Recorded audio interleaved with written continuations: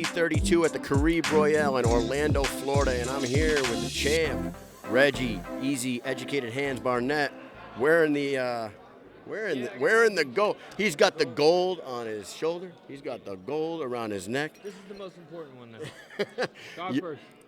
You're looking great, Reggie. You came out here. This is kind of a quick turnaround. You fought in July. You're back here in October. You're fighting Geane Herrera, who is a very tough opponent coming in. Yeah. He impressed everybody in his debut against Abby Velasquez. Of course. What are your thoughts on your opponent for tomorrow night, and how are you feeling heading in there, man? I mean, he's tough. He's got pretty decent skill as far as his combat history in sports, but this is bare knuckle. You know, I'm the bare knuckle king for a reason, and I'm going to go out there tomorrow, fight smart, be sharp, and prove why I'm one of the best technical fighters in this league. This is my 10th fight.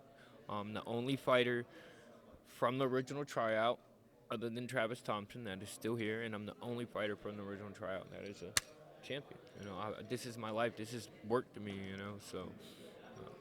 And Travis Thompson happens to be on this card tomorrow night. You guys have a long history together heading into tomorrow night. Like you said, you've been there since day one. You've been kind of writing the blueprint for all these young fighters that are getting into this. Yeah, that are coming up behind me. You know, I take nothing off. This fight was supposed to be at 125. It ended up being in 135, my weight class. You know, but at the same time, I'm going to give him what he asked for. He asked to fight me. You know, I don't turn down. You know, I mean, I ain't scared to fight nobody. They offered me the fight. It's going to be a great Christmas.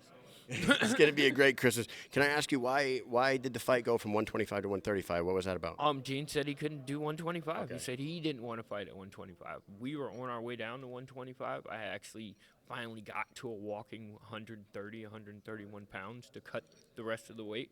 And then 2 weeks later, they were like, hey, it's going to be at 135. And I just said I wasn't going to put up my belt against somebody who wanted to know at 135. I just felt like that didn't make any sense. You know, you just answered my next question. The weight class, that's fine. You know, I'm not going to turn down the fight.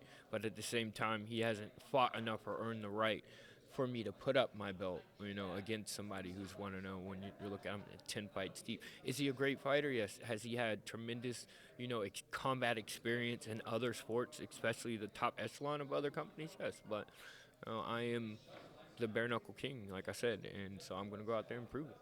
I'm glad that you said that about the belt, because that was going to be my follow-up question, because a lot of people were asking me, they're like, how is it a 135 bout?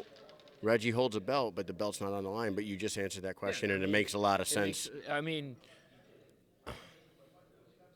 do I expect an easy fight? Absolutely not. I'm looking forward to a tough, hard, drag-out war. Let's go. You know what I mean? That's what I came here for. That's what I put myself. So I wasn't going to not turn down the fight against a tough opponent, right?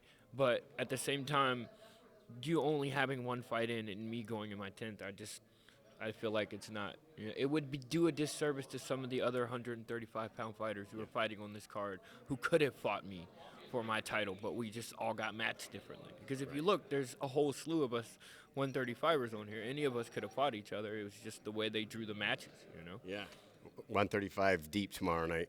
Let me ask you about the other guy holding the belt, Johnny Bedford.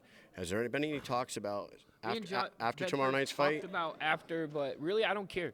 I'm not focused on that. Okay. We have a task, a job that we came to do tomorrow, and that is my focus. And after that is done, whatever, you know, the path God sets before me to continue to walk, as long as I can continue to fight at my best ability and, you know, use my platform to continue to promote growth in my community and work on the projects that I've been doing, then it doesn't matter who steps in there with me next.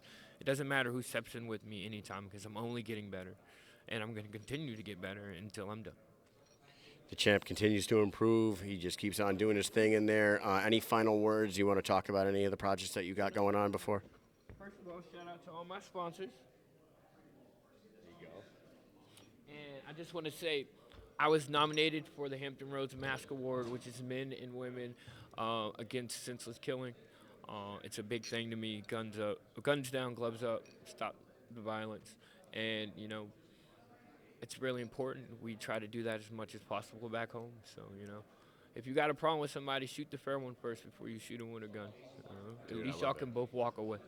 There it is. I love it. And you came out rocking the colors today. Yes, VA stand up. My next fight 100% is going to be at home in Virginia, guaranteed.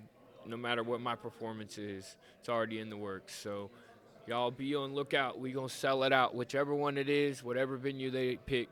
I know VA is gonna show up for me, and I'm gonna, of course, go in there and show out like I am tomorrow night. We love hearing that the BKFC keeps breaking into these new states and keeps spreading. It graced that I kicked open that door. You know, I get to be the front runner for my state. I kicked open the door for great talent. You know, I mean, look at Britton. She's a champion, and she started in Virginia. You know, we worked together before she moved, to her new location. But, you know, kicked open the door for other fighters. Now I've kicked open the door for us to fight, you know, to actually have an event. You know, and so from there, it's only going to grow. The educated hands fighting system and what I'm building at home in Virginia is going to grow. And by the time I'm done, some of the best world-class bare-knuckle fighters are going to come out of Virginia. Great stuff from Reggie Barnett. Pay attention tomorrow night, main event, when Reggie takes on Geane Herrera in the main event. No belt on the line, but look for fireworks. Look for a possible fight of the year right here, always. We came to fight. Let's not just to win, beat the crap out of Jared. And granted, it was great, but it wasn't a fight. So I came to fight. Let's fight. Look for a fight tomorrow night, main event, BKFC 32. Thank you, guys. Thanks, bud.